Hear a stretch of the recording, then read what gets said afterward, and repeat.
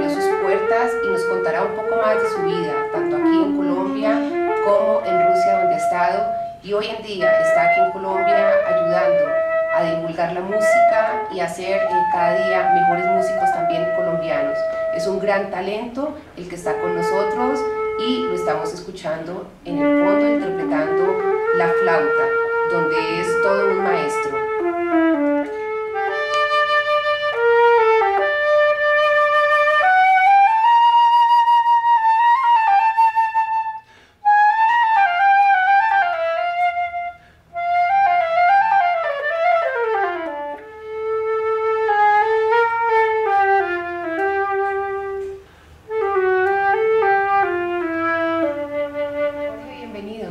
Buenos días. ¿Cómo has estado? Bien, muchas gracias por venir. No, muchas gracias antes por abrirnos este espacio en tu casa y especialmente pues por compartir un rato con todos nosotros y con las redes sociales. Jorge, nos acabas de interpretar una melodía muy bella. ¿Qué melodía es? Esta es la introducción de una obra que se llama Fantasía Pastoral Húngara, de Franz Doppler, compositor. Tu inclinación musical en la flauta es música clásica, académica. Sí, realmente por toda mi formación es una formación académica clásica y sin demeritar la música popular y la música folclórica, que realmente son muy importantes para el desarrollo de la música clásica. Que es bellísima, además es lo que somos, ¿no? Exactamente. Son nuestros ancestros. Y nuestra identidad. Claro. Me siento mucho más atraído por la música, sobre todo clásica y contemporánea. Sí. Y claro, pues por música clásica en donde tenga como caracteres folclóricos. ¿Cuándo te diste cuenta que tenías inclinación por la música? ¿En qué momento decidiste estudiar música? Bueno, pues yo desde muy pequeño en mi casa siempre hubo piano. Ajá. Siempre molestaba con el piano. Mis hermanos tocaban algunos pianos, siempre hubo como un ámbito musical en mi casa. No faltaba que mi papá pusiera sus acetatos de ópera los días sábados y domingos y música clásica. Y en realidad como que eso estuvo toda la vida conmigo. Yo veía películas de niños tocando sobre todo el violonchelo y a mí se me hacía como un nudo en la garganta siempre que lo veía. ¿Qué sentías? Sentía como alegría, como un vacío en el estómago cada vez que veía tocando sobre todo un violonchelo. Me fascinaba. Pero pues mi entrada al conservatorio no se dio nunca. Yo hice exámenes al conservatorio cuando era pequeñito y me acuerdo cuando fui a hacer el examen, que fue en una sala que se llama la Olaf Roth, creo, donde hay un órgano, y cuando hicieron el examen auditivo yo no me di cuenta cuándo pasó el examen y escribí lo que fue porque yo me quedé con la boca abierta viendo el órgano tubular que había ahí y pues claro, no pasé el examen. Tendrías el examen. Exacto. Bueno, pero en ese momento, retomando un poquito, tú terminas el bachillerato común y corriente, el bachillerato clásico, ¿lo estudiaste aquí en Bogotá? Sí, estudié aquí en Bogotá, en un colegio de mi familia, el Instituto Central Colombiano, y luego te vas a estudiar a la Escuela Superior de Música en Tunja. Sí, ¿Inmediatamente? No, yo hice un semestre en el Conservatorio Nacional de Bogotá, como una introducción a la gramática musical, algo así, y de ahí viajé a la Escuela Superior de Música de Tunja, dirigida en ese momento por el maestro Jorge Zorro. En esa Escuela Superior de Música en Tunja, ¿cuánto tiempo dura el estudio? ¿Cuánto tiempo estudiaste? Yo estudié más o menos año y medio. Año y medio. Y en ese momento adquiriste una beca en la Escuela Superior de Tunja. ¿Cómo fue la consecución de esa beca para irte para Rusia? En esa época la Unión Soviética otorgaba becas a los países latinoamericanos. Más o menos en esa época venían unas 100 becas para Colombia en todas las áreas. Y entre esas el arte, teníamos como unas 3 o 5 becas para ballet y para música. Entonces fue en ese momento en donde se me otorgó no solamente a mí, sino a muchos compañeros una beca para la Unión Soviética. Fue directamente, bueno, aparte de ser la Unión Soviética la que dio la beca, pero eso es directamente la Unión Soviética con la academia, a través del ICETEX. A través del ICETEX. Sí.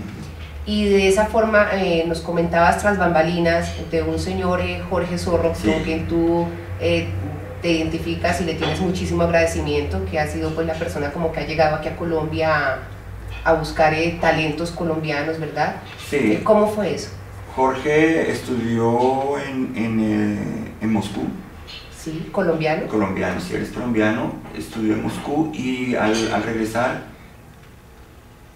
se dio la coyuntura que había otro señor, Gustavo Mateos, que era el director del Instituto de Bellas Artes de Boyacá, una persona muy visionaria, y hicieron ese proyecto de la Escuela Superior de Música en Tunja, en donde el maestro Zorro traslada muchos métodos de la escuela rusa y los aplica en Colombia.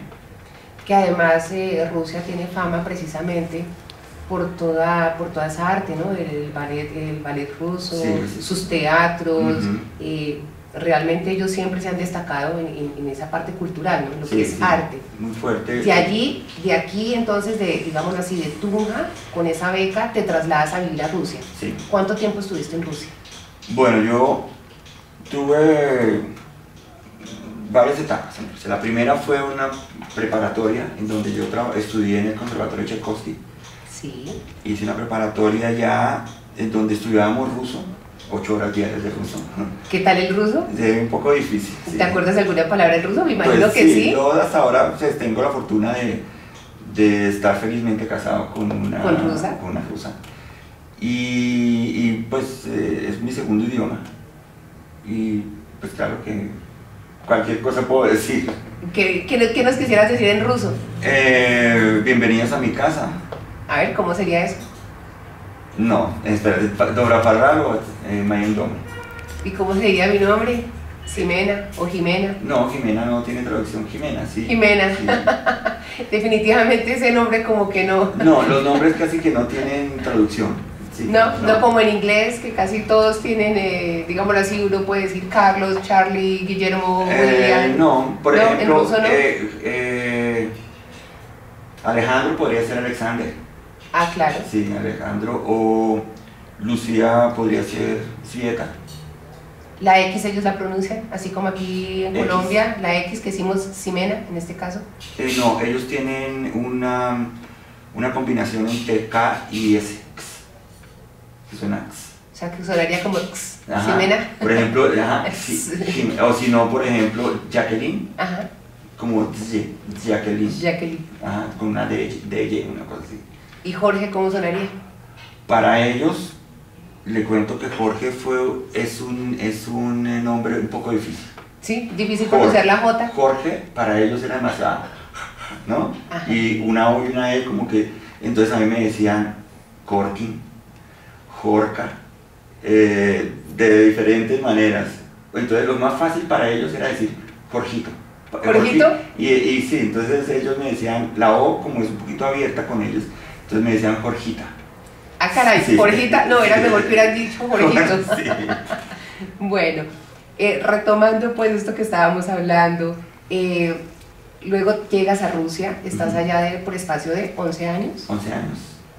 ¿Cómo fue esa vida en Rusia? Porque es que, a ver, hacer ese cambio de vivir aquí en Colombia, donde somos personas muy cálidas, aparte de eso, pues somos un país que vive con democracia, donde todos opinamos, compramos lo que queremos, decidimos cuándo salir de nuestro propio país sin pedirle permiso a nadie.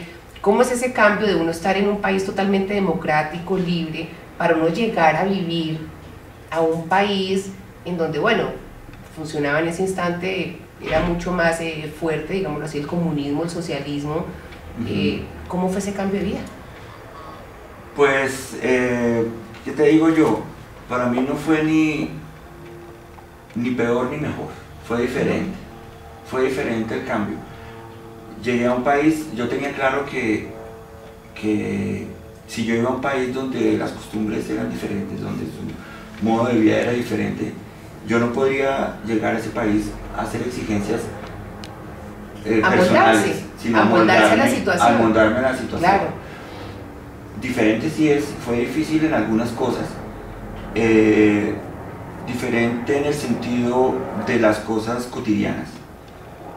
Tú vas aquí a una panadería, encuentras el pan, la leche, el paquetico, todo. Allá estaba donde se vendía el pan, en una parte, a la cuadra estaba donde se vendía la leche, al frente estaba donde se vendían los embutidos. Entonces eso no era como para una persona que estaba acostumbrada a ir al supermercado y conseguir todo en un solo sitio. Exacto, eso por un lado. Siguiente, un poquito, como que te voy a ser sincero, nunca pensé en eso, si ellos tenían libertades o no. La gente conmigo realmente fue muy cálida. Yo viví mi primer vecino de habitación, sí, en la residencia de estudiantes. Fue un violonchelista. Mira que como la casualidad, me gustaba el violonchelo. ¿Te gustaba el violonchelo? Sí, un violonchelista. ¿Y tu compañero era, sí, violonchelista? Que había sido tenía 25 años creo, en ese momento estaba haciendo doctorado en violonchelo. ¿En ese momento tú qué edad tenías? Yo tenía 19 o 20 años. Y estaba haciendo doctorado en violonchelo y era de Yerevan, de la República de Armenia. Y fue con él un contacto maravilloso de entendimiento, de hermandad. Qué rico. Y además pues los rusos fueron gente muy amable, fue gente muy querida conmigo. Pero ese cambio, a ver, el cambio, sí, aunque no llegues a hacer exigencias, obviamente uno llega como inmigrante a otro país, ya sea a estudiar o a trabajar, pues no vas a hacer exigencias, pero si ese cambio de vida, de amoldarse a ese cambio de vida, o sea, ¿no sentías un cambio muy brusco de tener que ir a comprar, como nos estás contando, la leche en un lado, el pan en otro? Sí, ¿cómo era el manejo pues de la carne, el pollo? Pues porque es lo que realmente, sí, la información que nos llega a nosotros los países democráticos es que es una, digámoslo así, como una opresión, que viven totalmente cerrados, sí, que no hay nada, que hay prostitución. Entonces uno también se imagina lo peor, porque obviamente al turista le muestran, es como en todo país, sí, la parte bonita y agradable, pero no la economía y el vivir diario, ¿verdad? Pues realmente sí se conseguía la carne, pero ¿cuál era? En Moscú, por ser la capital, se conseguía de todo. No te puedo hablar de las ciudades pequeñas, si habían colas o no, porque no lo vi. O sea, yo sí vi colas, había muchas colas, sobre todo si tú querías comprar bananos, y habían bananos, pues la gente hacía esas colas para comprar bananos. Claro. Y era muy esporádico, por ejemplo, uno iba por la calle y de pronto ponían un puesto de uvas, y la gente iba siempre uno tenía que andar con una bolsita para cualquier eventualidad, en la calle se encontraba lo que fuera. Estar listo sí, a lo que el gobierno en ese momento permitía o lo que había de cosecha y todo el mundo poderlo comprar. Exacto. Entonces, pero carne siempre hubo, a veces teníamos la posibilidad de comprar caviar negro muy barato, caviar rojo. Qué delicia, aquí sí es costoso. Es muy costoso, pero en esa época ya no se conseguía. Entonces yo no puedo decir si era mejor o peor. Lo que sí siempre estuvo en contra eran las limitaciones que tenían para salir del país. Eso me parecía pues como absurdo. Pero el vivir diario allá con la gente, el tener contacto con todos los grandes artistas, porque en la Unión Soviética en ese momento pasaban los artistas más grandes del mundo en música clásica, estoy hablando. Entonces, claro que eso suplía cualquier cosa. Claro, además estabas en lo que querías, sí, y en la cuna, ¿no? Sí. O sea, estabas en la cuna donde realmente es el arte, la música, y bueno, pues... Teníamos una ventaja que con el carnet estudiantil del conservatorio nosotros entrábamos gratis al Bolshoi Teatro. Entonces veíamos óperas, ballets, y a la sala grande del conservatorio de Tchaikovsky, en donde podíamos ver los grandes intérpretes y directores. Pues. Maravilloso. Sí. Bueno, ¿qué tal si nos regalas un pedacito ya que estamos hablando de Rusia, de una polka italiana? A ver, vamos a ver, tengo que no pareciera que está preparado. No, sé que es espontáneo, Sí. te agradecemos como el hecho de compartir ese amor precisamente por la flauta, Sí. tu vida, tu música, tu profesión. Sé que das recitales con tu esposa que es pianista, Sí. ¿verdad? Sí, Entonces, claro. pues qué dicha compartir con nosotros y con las redes sociales Ajá. un poco de tu música. Entonces, te escuchamos. Bueno, antes de tocar, Rusia siempre se ha caracterizado por tener muchos músicos, compositores muy importantes. Sí. Podemos decir Tchaikovsky, Prokofiev, Borodín, hay muchos. Voy a tocar ahorita de un compositor que no es muy común que tenga de este tipo de música, se llama Sergei Rachmaninoff. Él tiene conciertos, uno de los conciertos más famosos para piano, es de él, pero él escribió unas cositas así, como esta polka italiana, que es muy pintoresca. Bueno, qué delicia, escuchamos.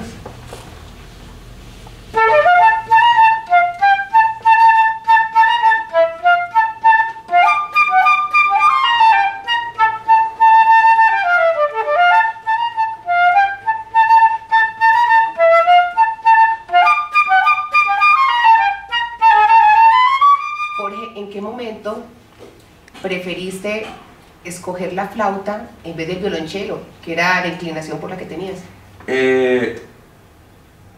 Cuando yo decidí estudiar música, ya yo tendría unos 17 años, 18 años, en esa época estaba muy en boga la música andina. Había venido mucha gente de Chile, después de los cambios políticos que hubieron en Chile, muchos exiliados, y ellos trajeron su música andina y se arraigó un poco más aquí en la parte Claro. de boyacense. Sí, entonces tocábamos quena y me gustaba la quena Divina. sí, entonces, y que flauta dulce y quena. Cuando yo voy a la Escuela Superior de Música, yo no pedí, ya yo estaba decidido por la flauta, por ese mismo trabajo que había hecho con la quena empíricamente. Sí. Y sobre todo que ya a esa edad, los 18 años, para mí realmente era un viejo para empezar a estudiar violonchelo. Hay que tardío. comenzar muy niño Claro, a estudiar sí, violonchelo. sí. ¿A qué edad normalmente se comienza? 7 años, 6 años.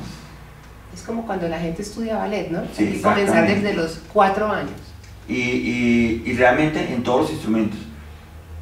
En Colombia somos las generaciones de mi generación y un poco anterior, somos músicos tardíos, pero por ese ansia de saber nos tocó trabajar mucho más duro y hemos logrado más o menos nivelar algunas áreas, algunos instrumentos casi a nivel mundial, trabajando los niños desde pequeños, porque lo normal era que a los 20 años alguien empezara a estudiar música aquí, de cero.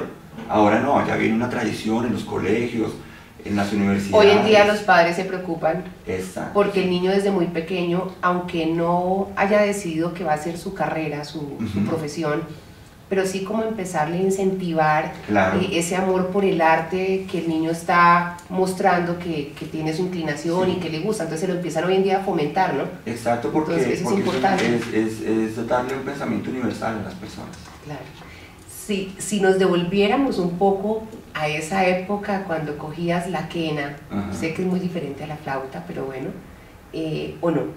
¿No tiene gran diferencia?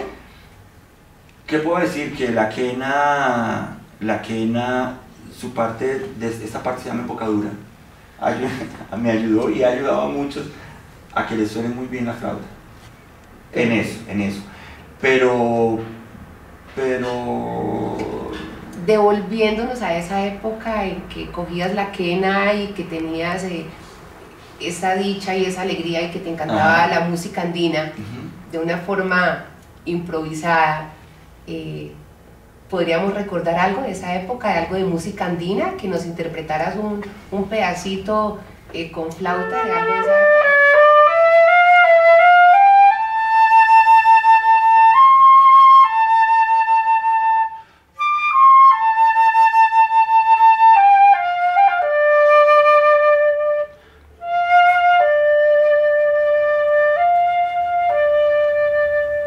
Bella melodía, el cóndor pasa.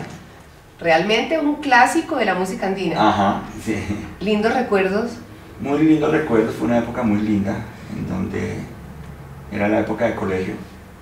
Claro. Y la época de colegio nunca se olvida.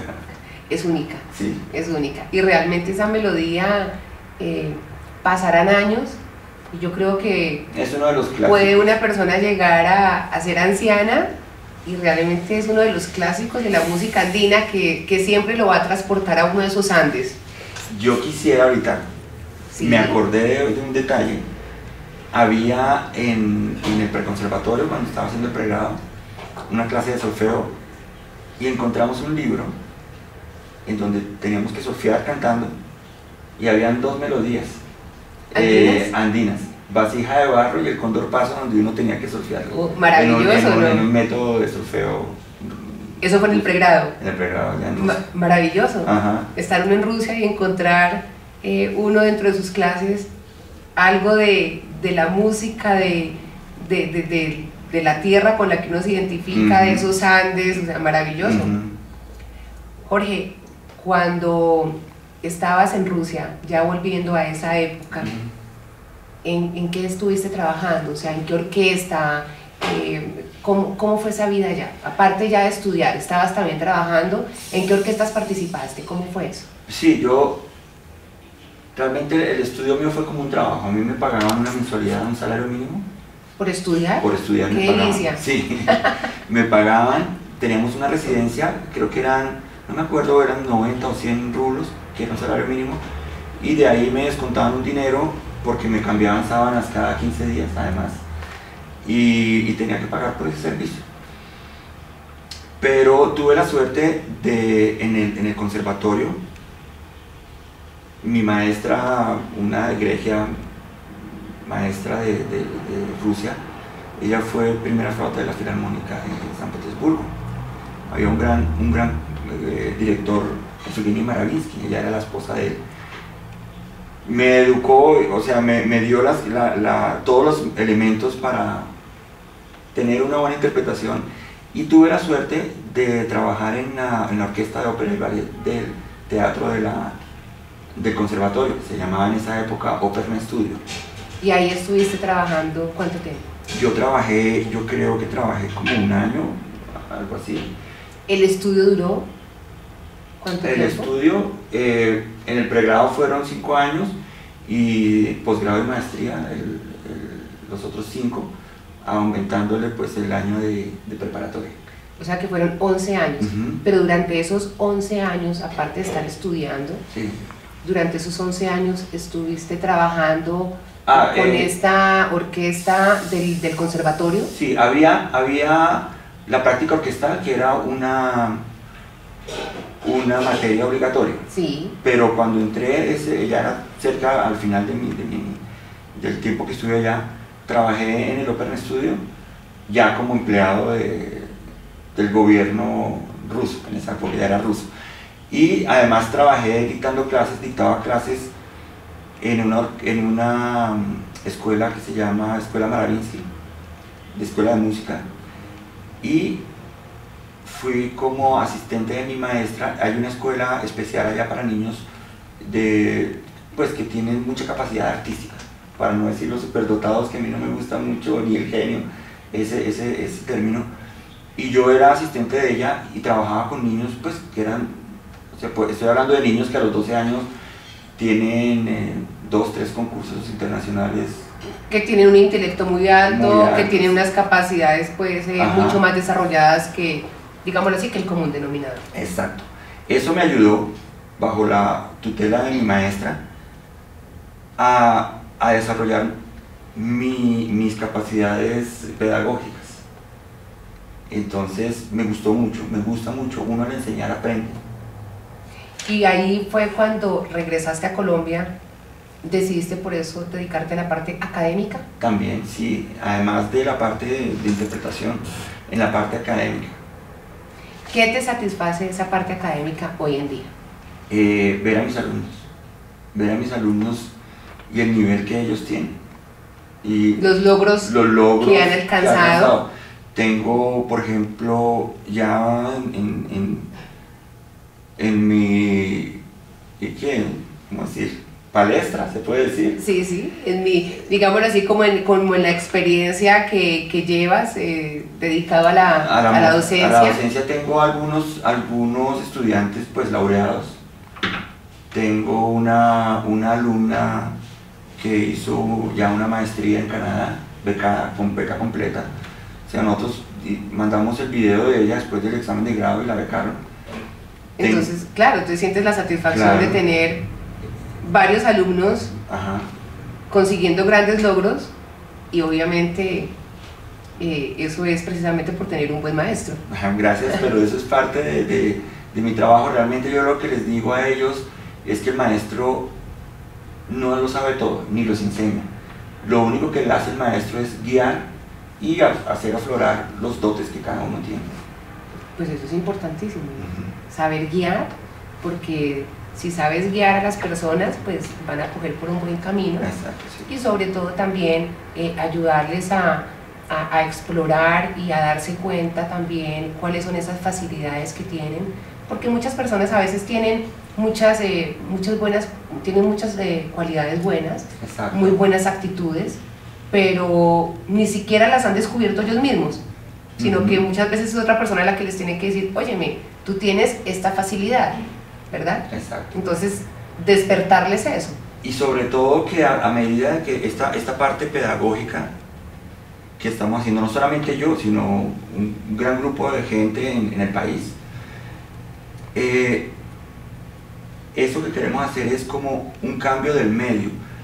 Yo sé que nuestro medio es mucho más folclórico y yo no estoy en contra de eso, sino antes yo lo fomento y quisiera que los compositores hicieran más música académica y que se sintiera ese folclore nuestro, la identidad. Pero nuestro ámbito cultural está creciendo. Gracias a Dios. Gracias a Dios. Entonces, y ha crecido gracias a toda esa gran cantidad de gente que ha salido y que hemos tenido la fortuna de salir y venir a reproducir eso aquí a Colombia. O sea, yo me hubiera podido quedar en Rusia viviendo tranquilamente. Yo tenía mi vida hecha allá, con casa, carro y beca. Pero decidí venir porque si yo me quedo allá o me vengo para Colombia, o sea, no hay diferencia, no pasa nada en Rusia, no pasa nada, o sea, se fue una persona más, volvió una persona más. Pero al venir a Colombia, el trabajo que yo hice, no solamente yo y repito, todos los compañeros que volvimos, fue trabajar, por ejemplo, con la Fundación Batuta, con el Programa Nacional de Bandas del Ministerio de Cultura, ir a las poblaciones, Leticia, El Tambo, maravilloso, Pamplona, porque es que ojalá que todos los colombianos que salen del país para capacitarse, para aprender, para ser cada vez mejores en su profesión, regresaran al país, como en el caso de Jorge, para aportar un granito de arena y hacer que cada vez esos colombianos que no tienen, en el caso que me estás diciendo del Tambo Cauca o otros pueblos alejados, tengan ese acceso y esa facilidad y esa posibilidad de aprender y de salir adelante. Eso es importantísimo. Ojalá todos los colombianos pudiéramos poner un granito de arena para que este país cada día sea mejor, y con educación obviamente cualquier país es cada día mejor. Sí, claro, y yo quiero, por ejemplo, resaltar algunos trabajos, algunas labores que se están haciendo. Pues ya dije ¿cuál es que se llama? El Sistema Nacional de Bandas, Batuta, que es muy importante. Por ejemplo, CAFAM en este momento, a la cabeza también de Jorge Zorro y el señor Jorge Guzmán, director del Teatro de Bellas Artes de Bogotá, están haciendo un trabajo muy bueno en localidades de Bosa y Usme, en donde tienen unos colegios como apadrinados y están en las tardes dando, se llama luchar y tocar, algo así creo que se llama, en donde los niños de escasos recursos y de poblaciones vulnerables tienen orquestas y tienen la posibilidad de que vayan maestros a enseñarles a tocar. Esa es una de ellas. Eso es una muy buena labor social. Exacto. Hay un compañero que hace un trabajo, viene desde Suiza cada año a hacer como un curso de verano en Villa de Leyva, donde van los flautistas. exactamente hace Leonardo Hoyos con un festival también, les gusta mucho Villa de Leyva. Entonces exacto, van allá en Villa de Leyva, también hacen cursos de cuerdas, violín, violonchelo, contrabajo. Y está Rafael Rodríguez y yo, que hacemos un concurso nacional de flauta cada año. ¿Y dónde haces ese concurso nacional de flauta? Aquí en Bogotá. Lo hacemos en Bogotá, casi que nosotros trabajamos con las uñas, pero hemos tenido la fortuna de que las universidades nos patrocinen, trayendo a los artistas. Traemos siempre 2 flautistas reconocidos, vienen aquí como jurados, hacen clases, y es como una semana de un festival y es muy maravilloso. Muy bonito. Jorge, normalmente haces recitales con tu esposa, como comentábamos iniciando esta entrevista. ¿Cómo hace la gente en las redes sociales, incluso que estén en otros países, diferente al nuestro, que es Colombia, para contactarte, para tus recitales? ¿Cómo te ubican? Bueno, yo tengo mi perfil en Facebook, que es importante, Jorge Zavala. Jorge Zavala. Sí. Entonces lo encontramos en Facebook como Jorge Zavala. Con Z y B larga. Con Z y B larga, aclaramos. Ajá. Y aquí en Bogotá yo trabajo en la Universidad Corpas, trabajo en el Conservatorio del Tolima, viajo cada 15 días. Lo importante es que por Facebook, quienes quieran tener acceso a tus recitales, te pueden contactar. Exacto, como Jorge Zavala. Exacto, Jorge, para despedir esta entrevista y para despedirse pues de nosotros, de nuestras redes sociales, que esperamos nuevamente tener el gusto de volverte a tener. Qué rico poder hacer como un pequeño resumen.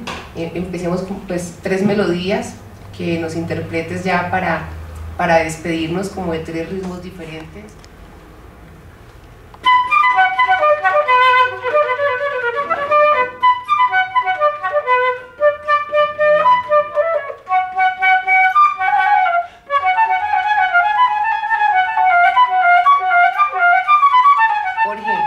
Despedirnos, una melodía bien colombiana, alegre, Colombia, tierra querida. Bueno, sí, algo que nos identifica. Bastante.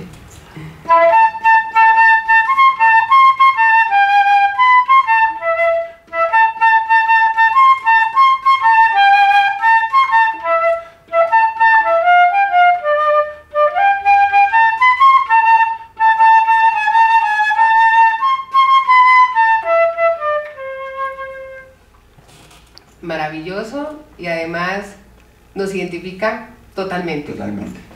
Jorge, muchísimas gracias por haber estado con nosotros, por permitirnos estar aquí en tu casa, y bueno, por haber, especialmente, muchas gracias por volver a llegar aquí a Colombia y traernos todo eso, todo ese aprendizaje, y poderlo compartir con gente que realmente lo necesita. Y compartirlo con nosotros, que realmente es una maravilla, saber que tenemos grandes talentos colombianos como Jorge. Muchísimas gracias. Y bueno, ¿qué le quieres decir a las redes sociales? No, pues muchas gracias primero que todo a ustedes dos. Tengo que nombrar a mi amigo y compañero Nelkis Cancho. Sí. Muchas gracias a ti por haber venido. Pues simplemente estoy feliz de estar en Colombia, estoy feliz de las oportunidades que se me han dado en la vida, y quisiera que el movimiento cultural en nuestro país siguiera avanzando y siguiera creciendo más aún de lo que estamos haciendo ahora. Y estoy segura que sí, y sobre todo con grandes personas que nuevamente vuelven a su tierra, como en el caso tuyo, a traer cada vez mejores cosas y a dejar un granito de arena en su propio país. Bueno, muchas Estuvo con nosotros este gran músico, artista colombiano, flautista, Jorge Zavala. Quien les habló, Ximena Villafañe. Hasta una próxima oportunidad en otra nota cultural.